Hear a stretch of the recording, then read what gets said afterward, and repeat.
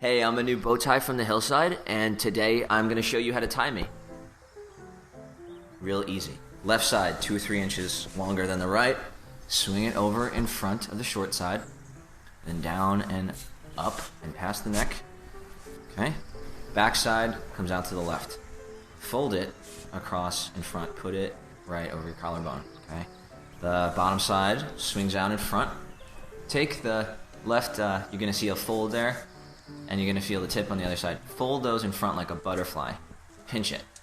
Okay, now you're going to take the dangly piece, and you are going to gently fold it and pull it through the little loop. As you're doing so, you're going to have to let go of the butterfly. Have faith, this is going to work out. You're almost there. Pull it through.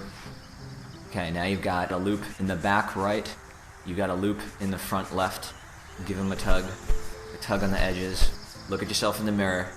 Smile. You just tied a bow tie.